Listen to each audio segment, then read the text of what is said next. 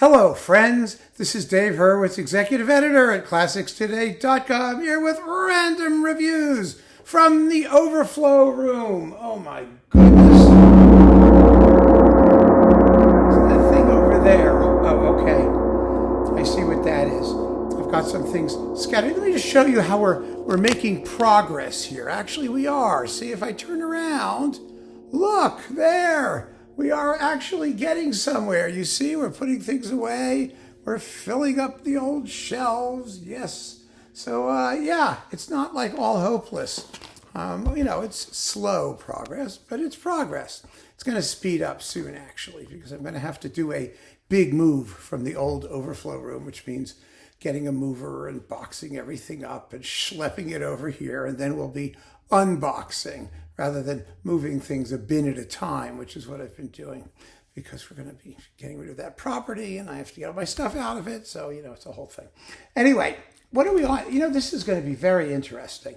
We're on the SCHs still. We're going in reverse alphabetical order, but now we have a major conductor celebration. I see it how it's worked out. It's about 4 videos long, all devoted to Hermann Scherchen, of all people. Now, Scherchen was, for those of you who don't know, a nutcase. He was a conductor who lived from the early 1900s through sort of the mid 1900s into the 60s, I think. He never had a great orchestra at his disposal. He was overshadowed by many of his German colleagues. He was incredibly curious intellectually and musically, and he recorded everything by everybody, but his interpretations were just out there. They were often just nuts, and not with the best orchestras. You didn't get the best orchestras, you didn't get the best playing, you didn't get the best sonics. He was very much interested in contemporary music, much like Leopold Stokowski was.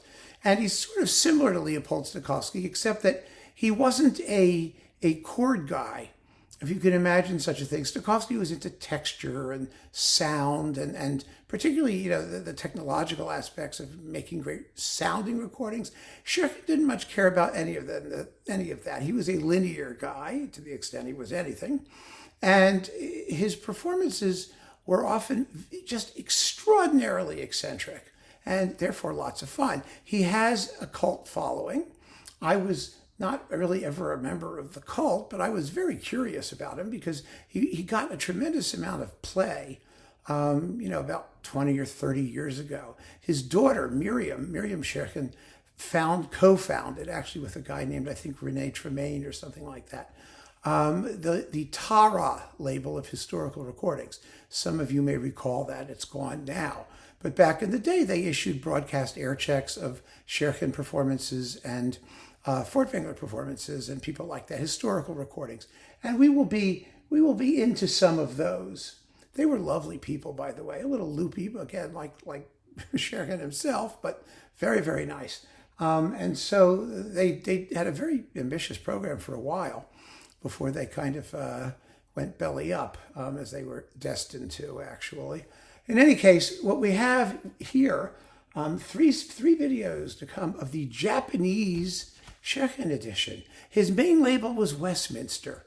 So Universal owns all of his stuff. And they have issued, remember, a large Scherchen box. And there's another large Scherchen box on what else, that other label up there that I sometimes get things from, that had the big Von Beinum edition and all that.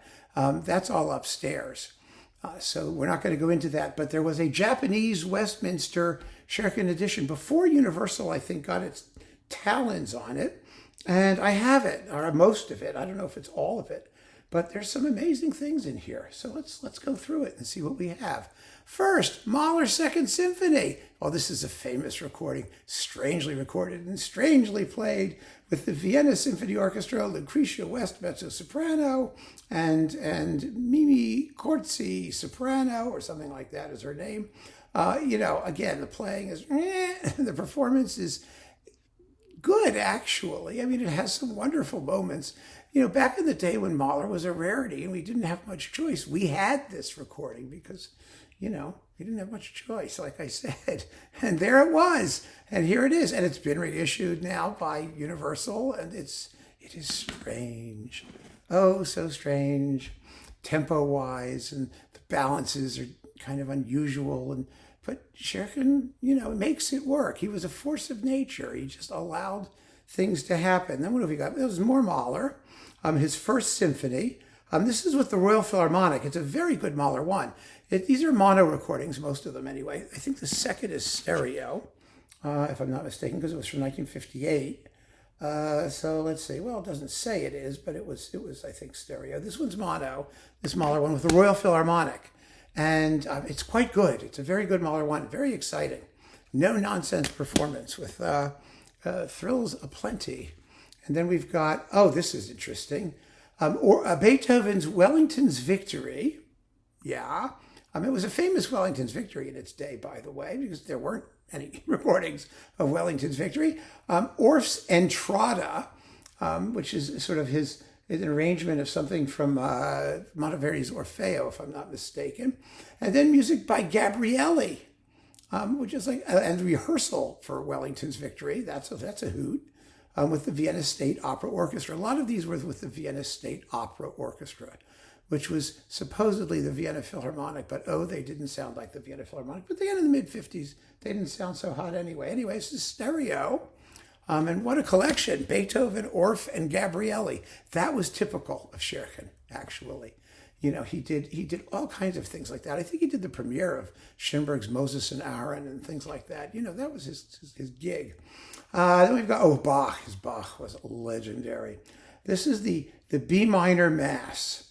Now, this performance of the B Minor Mass with the Vienna Symphony Orchestra, chorus, and soloists, it's Emmy Luce. I mean, she was well known. And God, these things are so tiny. Now you don't care who the singers are. None of us did, frankly. We just listened to it anyway. Boy, the tempos are bizarre. The Kyrie, opening Kyrie. Let's see if they tell us how long it lasts. They do. Isn't that kind of them? Opening Kyrie, 15 minutes and 53 seconds. Now take out your average period instrument performance to see how long that Kyrie lasts. What is it, like 6 minutes or something? I mean, it's unbelievable. And it was for these totally bizarre things that we listened to Scherchen, that we wanted to hear his stuff, because it was all just so loopy. And that was part of the fun. Then we have, more Bach, his orchestral suites with the English Baroque Orchestra, whatever that was, from 1954. Scherchen was a pioneer in performing Baroque repertoire. And it sounded like he was a pioneer. It sounded like they were made in the Wild West, some of these recordings. And he did a lot of Bach, and people learned the music from these performances. Yes, horrifying though it may sound. Then we've got the Art of Fugue. This is his own arrangement.